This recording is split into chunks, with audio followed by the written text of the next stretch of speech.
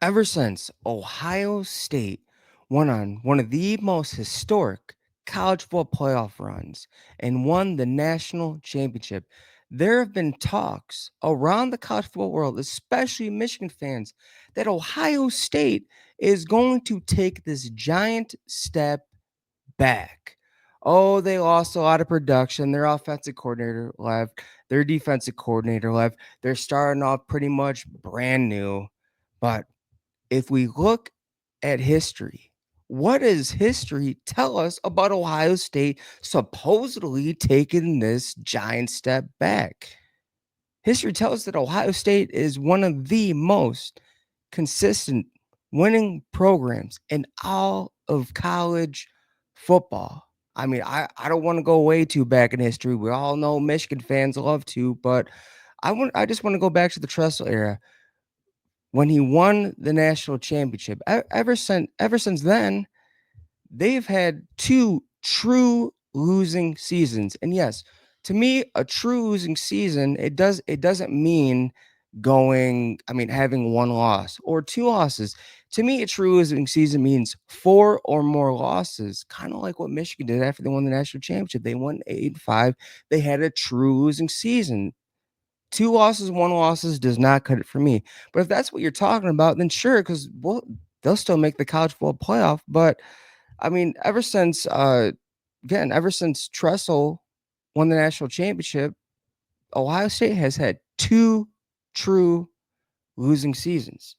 In 2004, went 8-4, and then Tattoo Gate. We all know what happened. Tressel got fired, and Luke Fickle took over. Complete disaster. They went 6-7, but we all know what happened after that. I mean, my gosh, they even survived a scandal where there was a postseason ban, scholarship reductions. A great Ohio State coach got fired, but who filled in? Urban Meyer. The rest is history with that. Went 83-9 his entire time there. History tells us that Ohio State just keeps on winning. And I mean, my gosh, I mean, let's talk about the talent aspect. Let's talk about the talent aspect. Ohio State doesn't rebuild; they reload. Because I remember, Ohio State won the national championship 2014. A lot of production came back in 2015.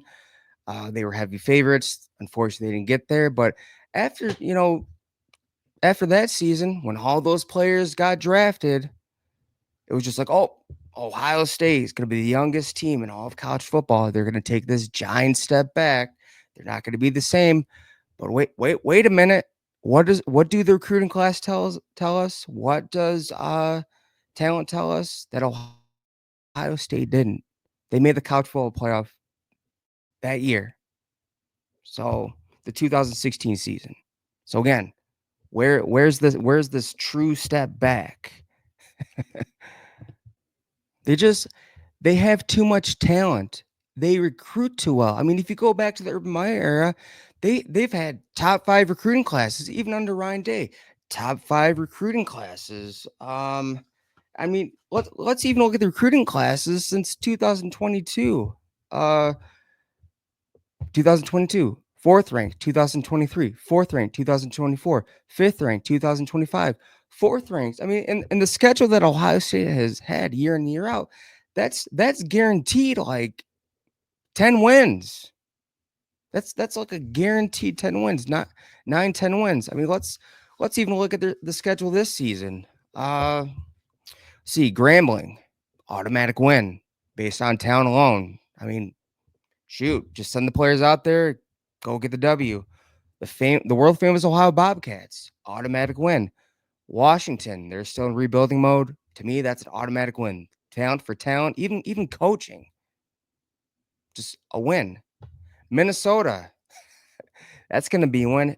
Now Illinois, they're bringing back the most production in the Big Ten, but I just don't trust Brett Bielema. I'm counting that as a win. Wisconsin, Luke Fickle has been a complete disaster.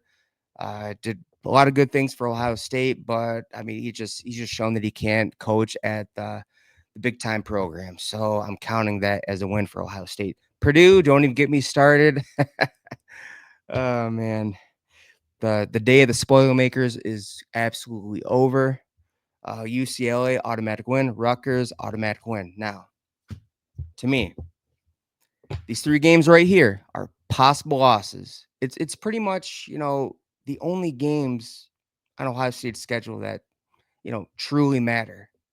Because again, the ones that I just read off, the 9 games I read off, to me, they're just automatic wins based on the recruiting classes, talent for talent, matched up.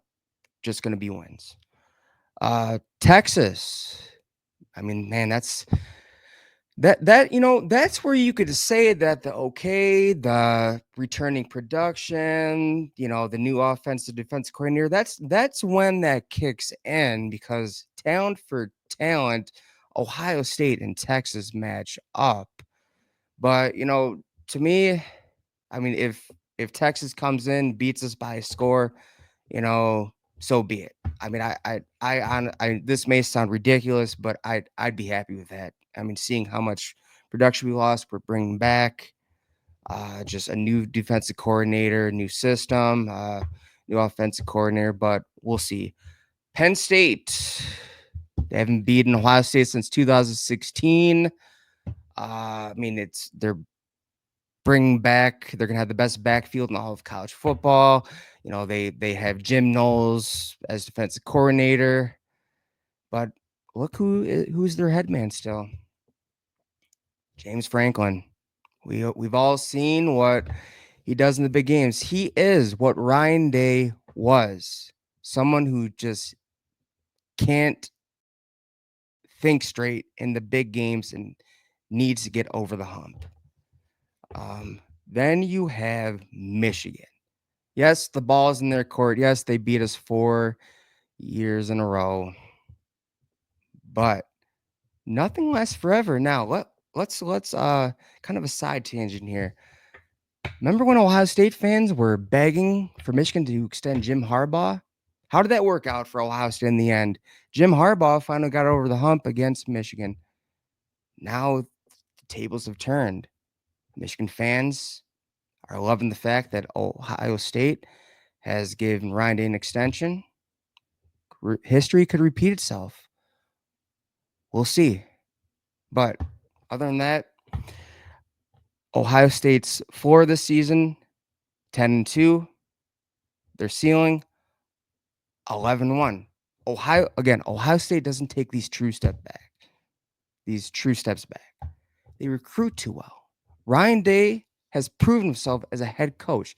His confidence is going to be going into 2025 at an all-time high. And I truly think he will never doubt himself as a head coach ever again. So sit back, buckle up, relax, because Ohio State isn't going anywhere. Not going to happen.